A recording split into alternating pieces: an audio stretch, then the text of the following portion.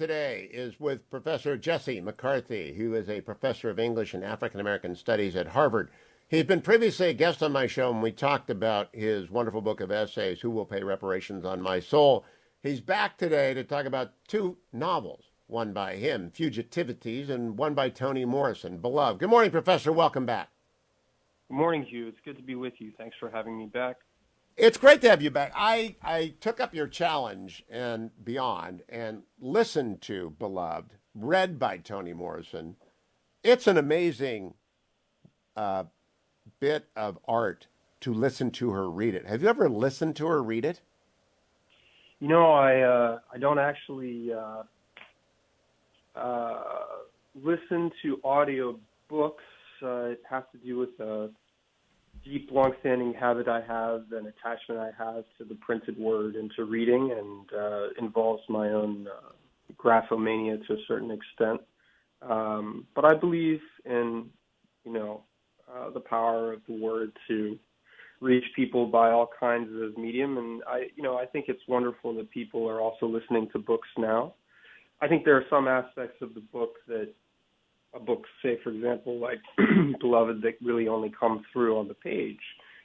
Certain textual arrangements, notably in that book, that you can't get from listening to it. But that being said, it helps literature to circulate. And also, I'm sure there are interesting and maybe even, in some ways, more compelling aspects to hearing literature being read. Look, yeah. Corey Allen did a fine job with Fugitivities. I listened to your book, Fugitivities, your novel, as well, because I can walk a long way listening to a good story. The deficit is, of course, you don't have an annotated book at the end. You've got notes in your mind, Sure. and you've got memories, but it does have a different emotional wallop when Toni Morrison is reading about baby Suggs, saying, I wrote this down. I had to stop on the path and write down, there was no bad luck in the world save white people. They did not know when to stop. Then baby Suggs went over to die, and those were her last words. I mean, that's sort of arresting. And it brings me back to the point about not having read Beloved when we talked the first time. I have done an informal survey since then of people of my age and 10 years younger. Do you know how many people have not read Beloved? Too many, probably. But what did you find? Everybody hasn't read Beloved. Everybody. Now, I haven't talked to an African-American friend in the interim since we last spoke to find out whether or not my suspicion is right. But since it wasn't taught in high school or college and wasn't on reading lists and is written by a woman of color, everybody knows it. They know she's a Nobel laureate, but they just haven't read it. And I asked why, and they just said, well, it didn't cross my path. How does that change, and ought that to change? Well, I don't know. I mean, at the moment, we have some people who are still trying to get it removed from reading lists. So we have a lot of issues to confront in the country, and I suspect that in one respect, the answer to how something like that changes could be said that, it happens through education. It also happens through conversations, and it happens through reorienting our culture more broadly and generally towards the humanities and towards an interest in art and creativity, and not just in money making and the pursuit of power and personal pleasure and profit. But let me ask you, Professor, at what age do you think it's appropriate to read Beloved? Well, I don't know that it's really for me to say. But, at the end of the day, I think I'm less concerned about the question of what an appropriate age is to read it, and more about, as you say, as you just indicated, there are many people of a very advanced age, I presume. I don't mean to be rude, but many people who are, clearly adults who haven't read it. So it's not really fundamentally a problem of, age appropriateness.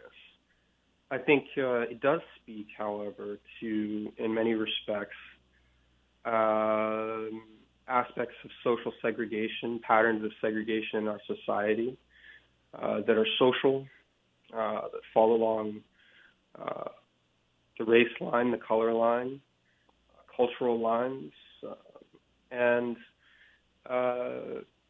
really bespeak in many ways the extent to which, although we often think of ourselves as living in an integrated society, or that's the society we claim or we aspire to live in, the great extent to which there is an insufficient the age-appropriate issue is only about that. And now, obviously, to be enslaved as a child is to have brutality visited upon you, and there's an issue about what time children ought to learn about that. The sexuality in it isn't by modern standards, not even, it's barely intimate at all. It's just violent because slavery is so violent. And the path that she followed to Southern Ohio, and the character of Paul D. and the character of Stamp, they are characters that I will never forget. But mostly Baby Suggs I won't forget. And the idea of working 10 years to get your mother out of so she can sit down. I mean, it's an amazing book. I don't think it's age appropriate in elementary school.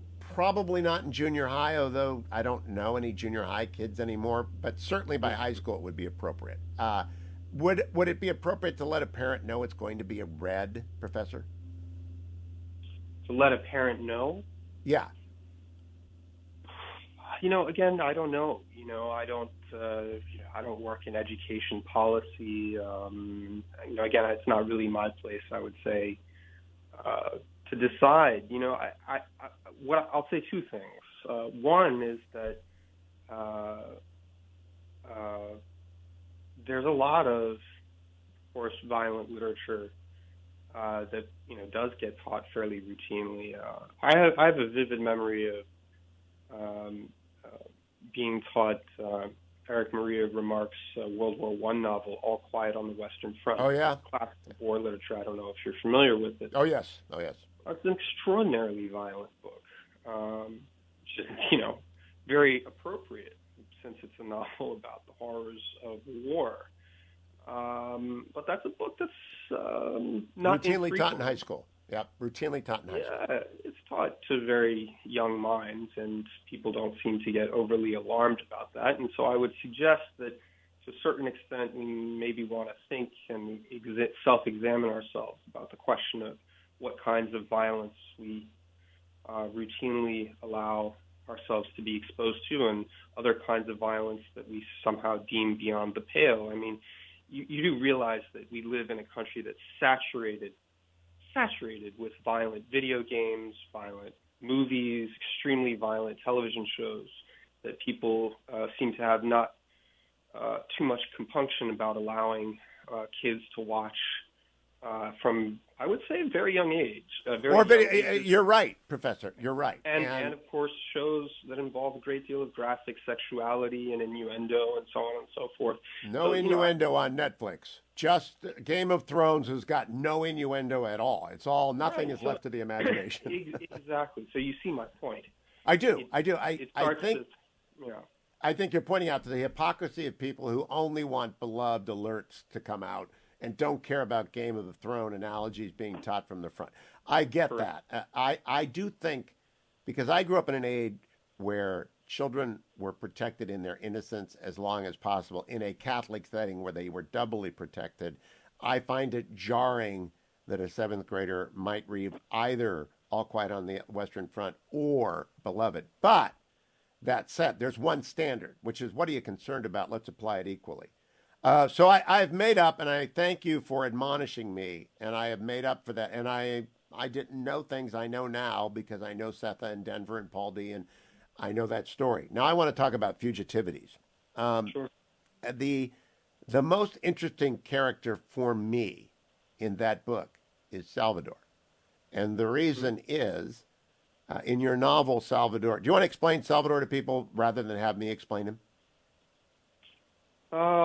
Well, Salvador Osoris is at the time we encounter him, is fancies himself an artist, a painter, but in fact he has a very dark history as someone who participated in extremely some of the most heinous acts that occurred as part of what's often referred to as the Dirty War in Argentina under the military dictatorship there.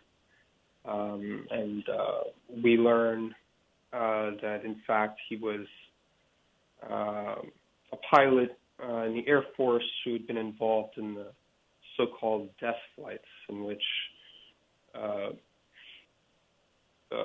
suspected or alleged leftists and communists were detained. The word that is often used is disappeared. This is to say that they were taken off the streets in an extrajudicial manner, kidnapped, detained, very often tortured, and then in many cases placed onto airplanes, drugged, and then flown out to sea and dumped in the ocean. It's such an arresting. Again, I stopped. I trundle along. I'm walking, listening to. I had to stop and make notes.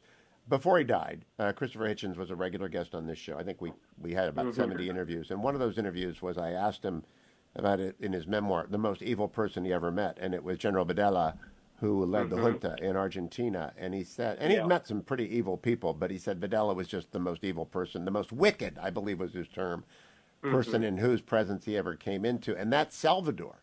And by the way, this in the same sort of way, that scene where Jonah comes up, and I'm not going to give the book away. I never give novels away. Make people read novels. You just touch on scenes where he walks up and has that conversation with the underage child in the nude being painted. Is evil on so many levels. It's so disturbing. Did you intend when you began Fugitivities to get there? Well,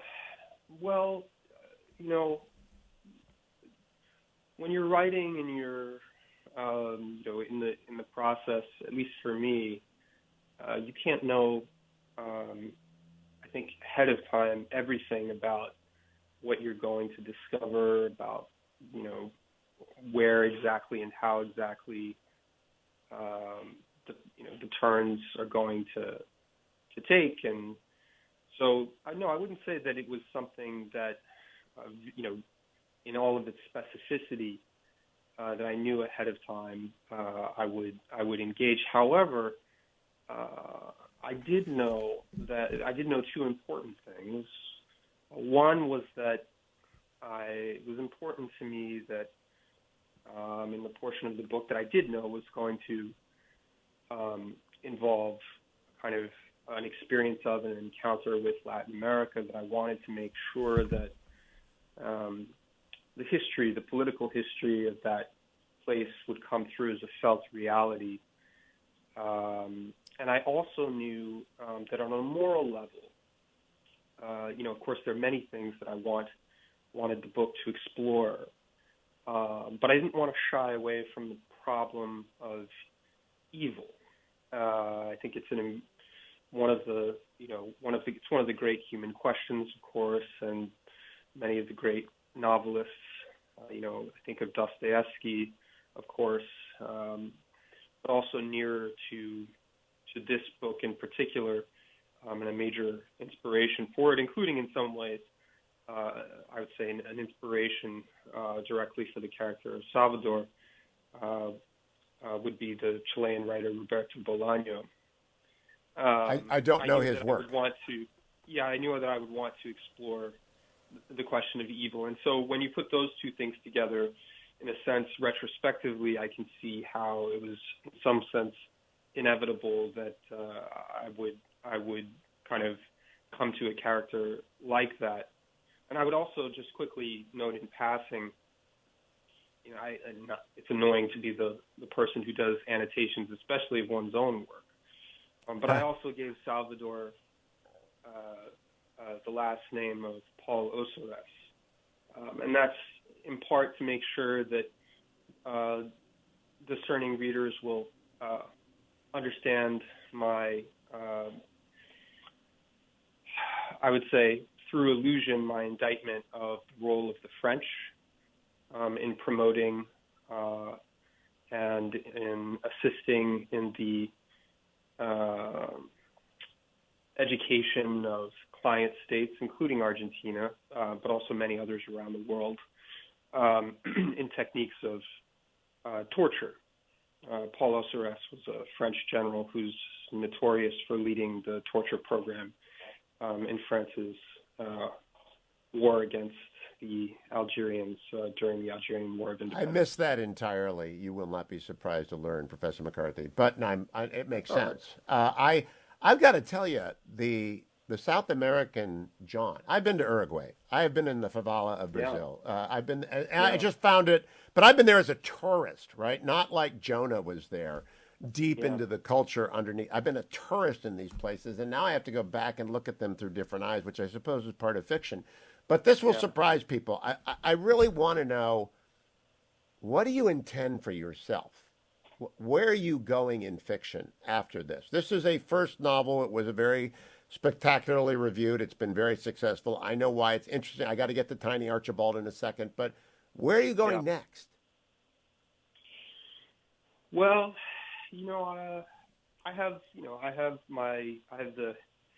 the thoughts that I have, sort of, in my secret folders, and one has little ideas here and there. Henry James is famous for, in his notebooks and sometimes in his letters, reflecting on what he called his données. He used the French word. But these sort of little germs for the possibility of a novel, which can sometimes come from the slightest or the tiniest thing, something overheard, an interaction witnessed, a conversation that sort of grows in the mind as having some larger possible significance. And also sometimes, Toni Morrison would certainly say this, the novel chooses you. That is to say that one becomes haunted, visited in a sense, by a character, often a voice, sometimes more than that, that you just can't shake. And when that happens, you always have to pay attention and listen to the muse. And often in many cases, the thing about the muses is that they take you over, and so it's really not a matter of choice. So I can't really say where I'll be going next. At the moment, I have a lot of scholarly interests and some things that I'm working on and pursuing in terms of my research and things that I want to write that are not novelistic. So I suspect it'll be some time before the next one. Oh, no. Let me come back to that in a second. I want to tell you from the perspective of a 65-year-old. There are two characters that really connect with people of my age, I think, when they read Fugitivities. One is Nate Archibald, who is my era, right? I watched him play basketball. I watched him destroy the Cavaliers. I watched Tiny Archibald. Never, ever have I considered what it's like to be an aging NBA star. Never, ever have I considered that scene, by the way, with the police is an amazing scene. I used to play in the game. It's just a great scene. But the other character is Jonah's uncle. And I don't have my notes. Can't remember his name. Jonah's uncle who dies and leaves him the $6,000. What's his name? Yeah, Uncle Vern. Yeah, Uncle Vern. The dignity of a quiet life lived in obscurity towards the end of empowering your nephews and nieces is really a very remarkable bit of writing. Did anyone else notice that? Talk to you about that yet? No, I haven't had that many occasions, alas, to meet with folks and talk about the novel, partly because of the pandemic. I think, it's a real shame in that sense that I mean, we do some, events on Zoom and so on and so forth, but of course it's not the same. But I suspect that if, I had been able to do, the traditional sort of book tours and get to meet people here and there, that many more conversations like that would come about. But I do appreciate you noticing that, and I do think for me it was important. And I'll say in passing, because you did just read Beloved, that there's one of the many important themes that book explores in such intensity is the reconstitution and the rebuilding of family in the wake, in the aftermath of slavery. And there's a really magnificent book by the historian Heather Andrea Williams called Help Me to Find My People. And I'm sure you're someone who takes a strong interest in family, as a social unit, as a social force. And I think, but you may not necessarily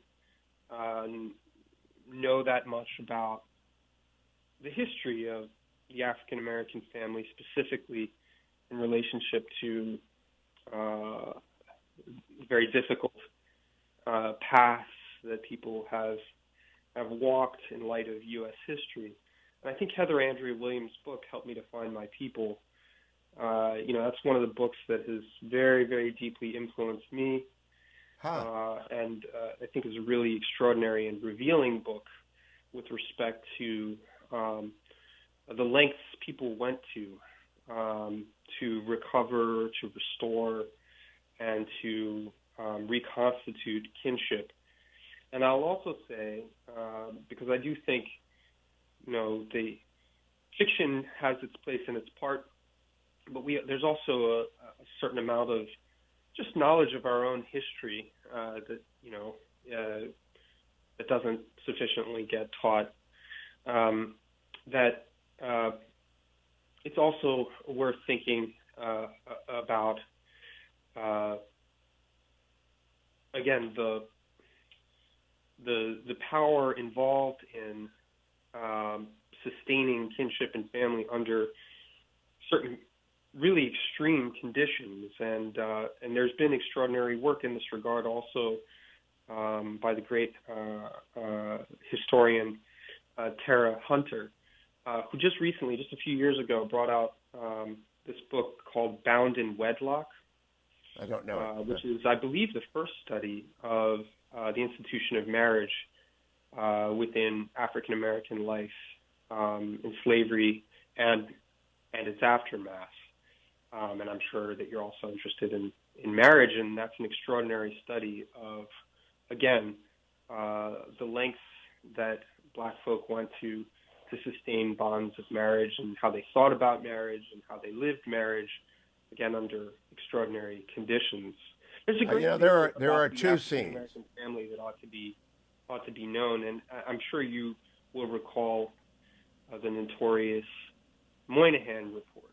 Yes. And many of the allegations made in that report about the state of the Black family, and notably the ways in which that report essentially accused Black women and accused a matriarchal structure of being at the root of an alleged dysfunctionality. And, people tend to know the report more than they do the refutations of those allegations by historians. I'm thinking, for example, of the great book by Herbert Gutman, The Black Family in Slavery and Freedom. It's a book from 1977, not that long after the Moynihan Report of 65, which, categorically dismantled those allegations. And again, a classic, highly documented work of history that really gives great insight into the reality of Black family life and structures under slavery and in its aftermath. The Moynihan Report was brought into the Nixon White House in the person of Daniel Patrick Moynihan and his argument for benign neglect, and it led to Nixon's proposal of a negative income tax to do away with the aid to families with dependent children, incentives to destroy family. And I do blame government for a lot of the destruction of all families, but in particular African American families. It's a long conversation. I want to go back to the novel, though. Two scenes you just brought up in my mind. One is Paul D. walking with Cepha in Denver to the carnival and their shadows interplaying, trying to reunite a family that has been destroyed, and Paul D. taking the place of her husband who's gone. But then to to Fugitivities, the novel where Jonah is traveling with his father to the uncle's funeral. In a very, it's a very relatable thing to me. I've got adult children, right? So I'm looking at this thinking to myself, well, Jesse McCarthy has something here, and you're going to reach a lot more people with novels than with histories, Professor. Does that enter into your calculation at all? Because that is beyond color. That is beyond race. That is about fathers and sons. Well, we can certainly aspire to that. I mean, I certainly hope that's the case. For me, I think that I'm in some respects someone who has a strong attachment to the aesthetic power of art, and I think that one of the ways that power realizes itself is indeed, as you're suggesting, its ability to kind of reach in and grab hold of people wherever they are in their lives, and to pull them to a center of gravity that in many ways is a common one to human beings. That it ties us back to some of the primordial structures of our existence. The way in which we experience the world. We're all mortal. We all have families and social relations, and we all have deep confusions and contradictions. And I think that those things are things that we need to address. We're also meaning-making creatures. And we understand the world through the prism of meaning. And I think that to the extent that, the work of art, the work of fiction, D.H. Lawrence called the novel the one bright book of life, is capable of having a particularly kind of democratic reach, partly, I think, because its form is relatively loose and capacious, and can sort of touch on so many things and so many registers and pull in many different layers of experience and also many different human types, really sort of range across the breadth of not only human experience but the variety of humanity itself. That's something that I've always been deeply drawn to, and to the extent that I'm able to do that, of course that's in some ways the highest aspiration, one of the highest goals you can have for yourself as a writer. I think it's very hard to achieve. There are many writers who are going to do a much greater and much more successful job of it than I could. But certainly it is very much something that I think about. Would you tell me about your father? Well, I have a complicated relationship to fatherhood, and to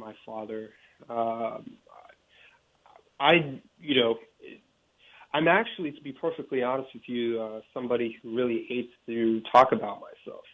I wrote this collection of essays in which, I explore a number of questions relating to art and race, culture, politics, all kinds of things. And there's a certain fashionability these days and in the contemporary to write about oneself, to write, the personal essay. And there's a long-standing now sort of fashionability of the autobiographical writings and memoir writing. And I myself find it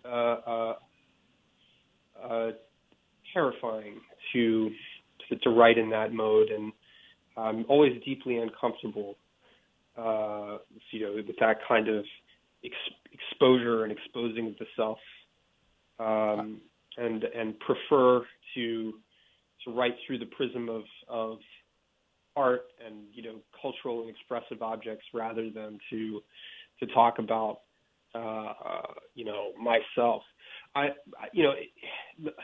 The few things that I suppose I'd be willing to say on a radio show about my father is that I have what I would say I'm very fortunate to have a very loving relationship and I think that there's a long history recounted in many ways through a great deal of literature about the fraught relationships between fathers and sons, and also fathers and daughters, and fatherhood in general. And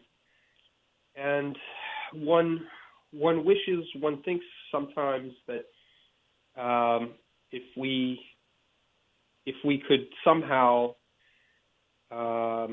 figure out how to have better versions and healthier versions of that bond and that relationship, it might do a great deal to heal some of the wounds that we see so often and repeated and sort of cyclically repeating themselves throughout history and in all societies, not just our own, of course.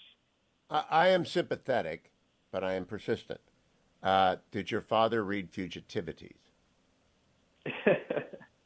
Yeah. What do you think of it? I was very proud of it. I thought so. I would guess. I would be very astonished if he wasn't.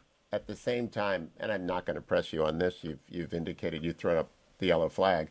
I won't press you on it. I'm just fascinated by the relation. It goes back to Greek tragedy, right? And fathers and sons have been the centerpiece of Western literature since there was Western literature.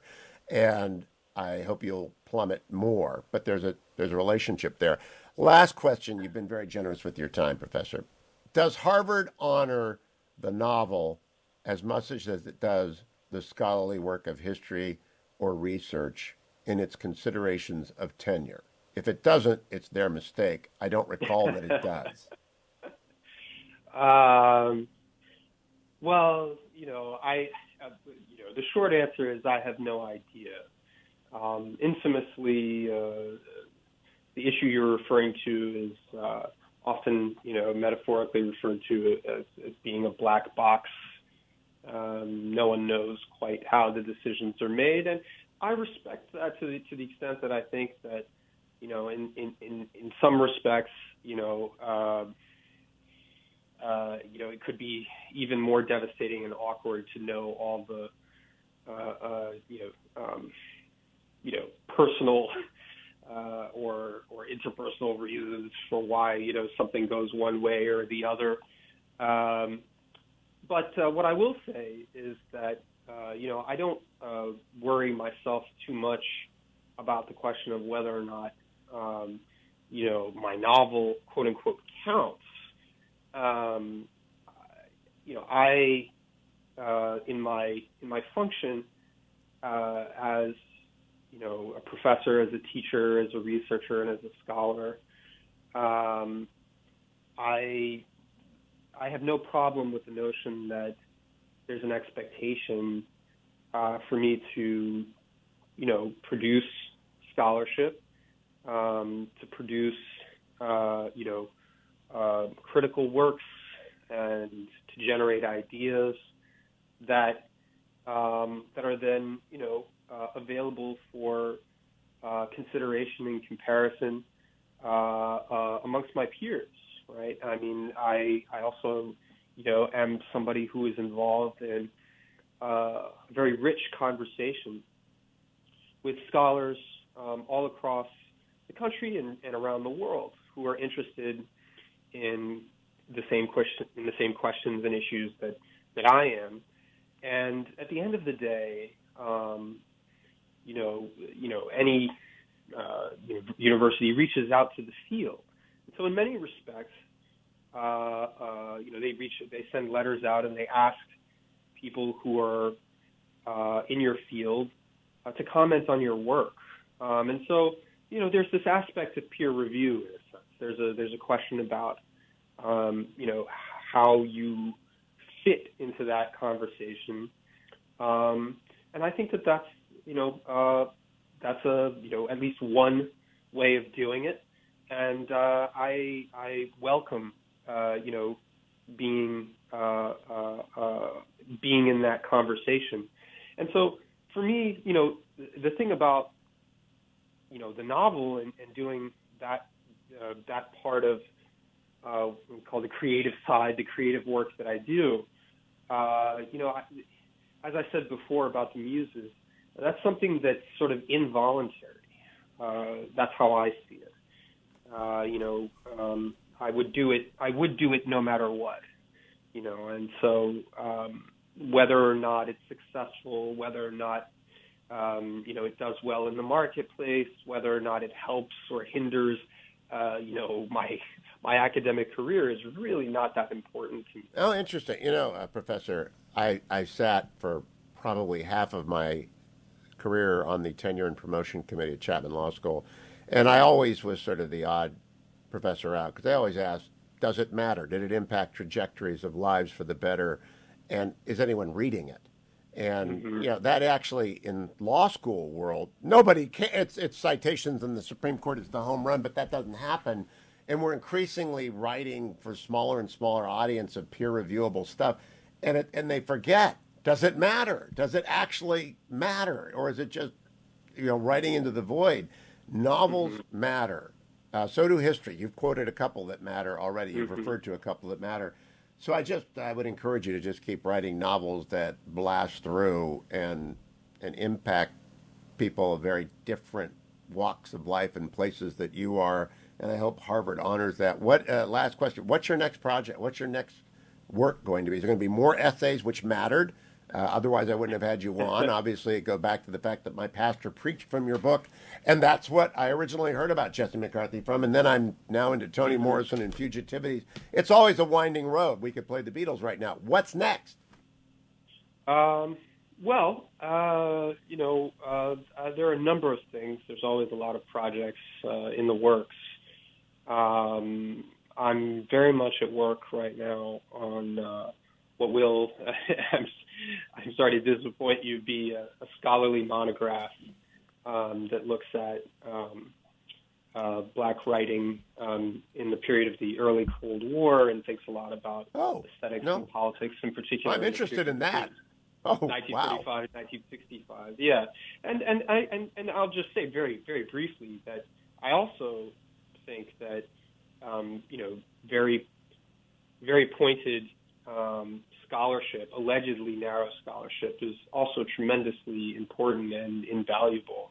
And indeed, much of the work that I do, for example, and the work that I do in my essays, wouldn't be possible without my ability to go to the library and find certain things that someone who dedicated, a decade to really exhaustively understanding and researching and getting down, exactly right, that I wouldn't be able to even do what I do without the existence of that scholarship. So I'm somebody who actually deeply believes that a humane and literate society also needs and ought to, especially one with enormous surpluses of capital like ours, needs and ought to devote a great deal to accumulating knowledge and wisdom for its own sake.